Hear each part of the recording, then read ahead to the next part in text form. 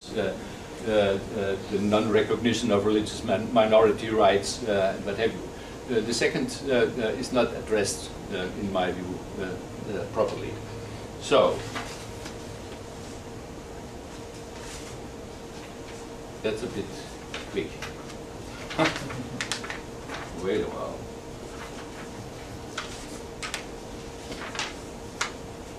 My proposal, hence, is in a first step to disaggregate secularism, to try to spell out the different meanings, constitutions and constitutional courts attached to secularism when using the concept.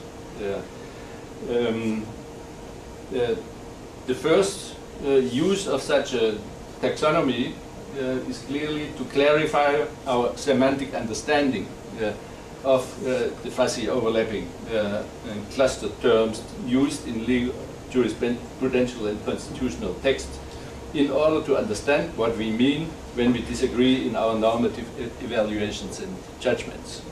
So I can step back from my own normative evaluation and say everybody is served with such a taxonomy because it helps us to communicate. What do you mean if you say secularism?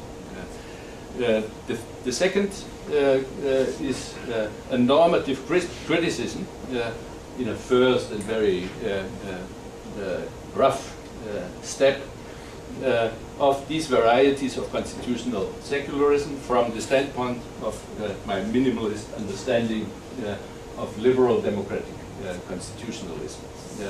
And now I provide you with a terribly looking long list of different meanings of secularism from 1 to 12. And the logic is I run from rights to principles, to institutional settings, and eventually to foundationalism and ideologies. And this I click off because this is what I do now stepwise. My all is drawn from constitutional texts and from case law of the Turkish Constitutional Court and the European Court of Human Rights in dealing with the appeal of the Refah Party in 2001 and in 2003, and from the Indian Apex Court. I could do so exactly the same using French legal material and or American legal material. I did so because this research has been part of a comparative constitutionalism project where I focused on so-called non-Western liberal democracies, so-called liberal democracies, better to say for Turkey, because Turkey does still not qualify. Anyway, let's start with the most basic understanding of secularism. Secularism means the secularity of the state, or in another formulation, the autonomy of the state from organized religions. This is maybe the least contested meaning. In this sense, a secular state, secularism, is opposed to theocracy and to encompassing religious law as the law of the land. If I would have time, I could quote the prosecutor of Turkey in the Refah ruling, accusing the Refah that it would call for a secular political regime to be replaced by a theocratic regime. And the same is true in the Indian case. Justice Reddy in the Bombay ruling says secularism means non-establishment in the sense of prohibit the establishment of a theocratic state. Now in this regard it's fairly easy to agree. but also the Refah party and the AK party in Turkey do agree. They do not ask for a theocratic state, and they do not ask for a replacement of so-called secular law by religious law. If you have a look at it, what that means, it becomes a bit more tricky. I run through it.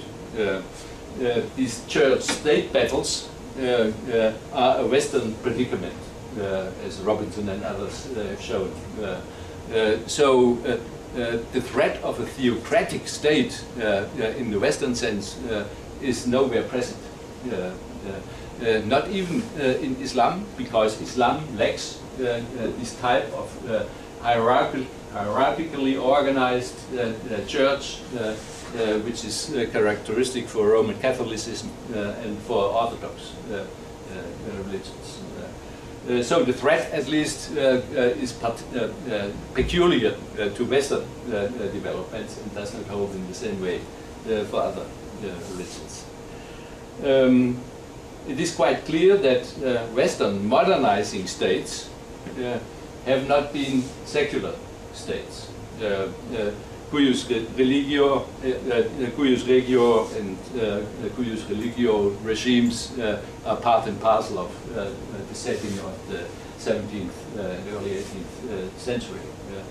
A wonderful book by Benjamin Kaplan, Divided by Faith, does that very extensively. Also, as I said, secular states violate minimal morality and minimal liberal democratic morality as often as religious states. So the secularity of the state is clearly not the same as a normatively meaningful secularism, because a normative meaningful secularism would mean not only should the state be secular, but also the state should respect religious freedoms and the autonomy of religions from state interference. This is part of this minimalist understanding and is not clearly spelled out by secularism. As you see, secular states, Turkey and France, violate the relative autonomy of organized religions from the state by massive state supervision and control of religions. This secularism, one, is inimical to external and associational religious freedoms and incompatible with what I then call liberal constitutionalism. One, part and parcel of a liberal understanding is that the state should not be allowed to do that. The tricky issue with regard to spelling out what the secularity of the state means has to do with what does this relative autonomy of the state from religions require institutionally and legally. I come to that later on because this is one of the most contested issues. It is not clear right from the start that this would mean non-establishment, so that weak establishments would be absolutely incompatible with this understanding. It is also not clear that this understanding would require the so-called strict separation of state from organized religions. If that would be the case, indeed, there would be no liberal democratic state living up to this minimal requirement. Not even the United States, as research by Jonathan Fox and John Medley has clearly demonstrated, let alone all other states. So people who would want to do that should be quite outspoken and raise the red flag of revolution, as I said yesterday. Okay.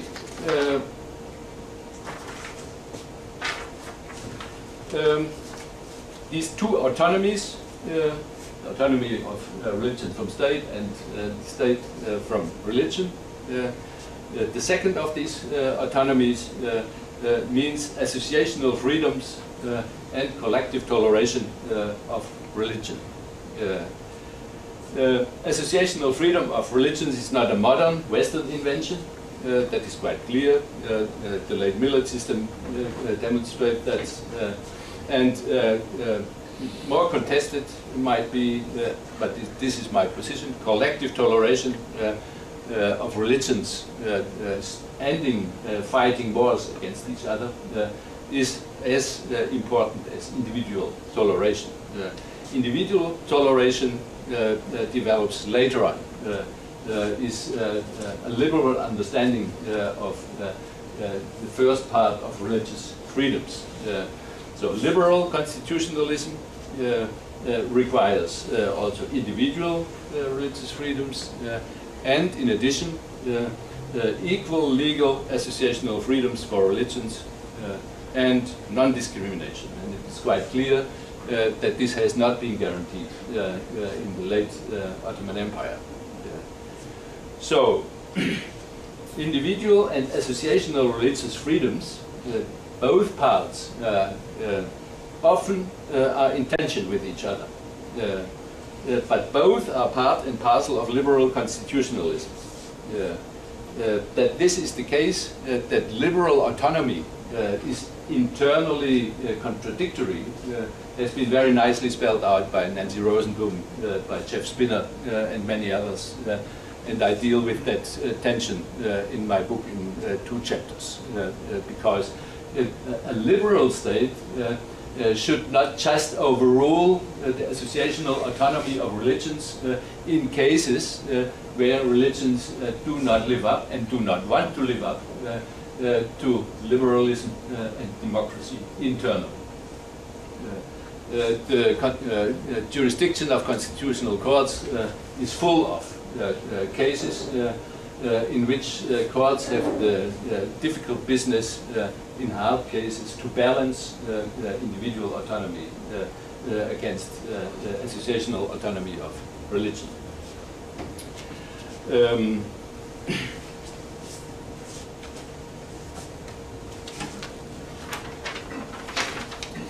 The third meaning, the second meaning of liberal constitutionalism when it deals with religion is the protection of freedom of conscience and of individual religious freedoms. The liberal variety of constitutionalism requires the protection of freedom of conscience, and this is a fairly modern conception developing in the late 17th and 18th century.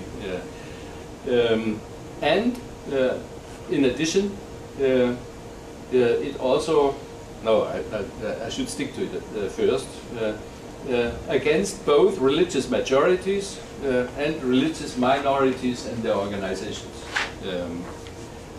That minimally means, in my view, that the state has a kind of duty to protect exit rights from religions.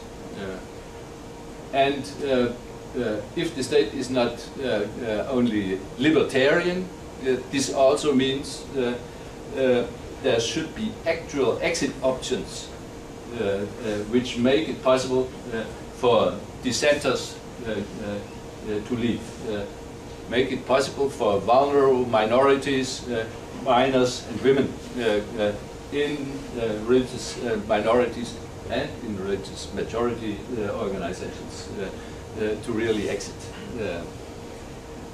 This is, as we all know, a very difficult and demanding task for the state.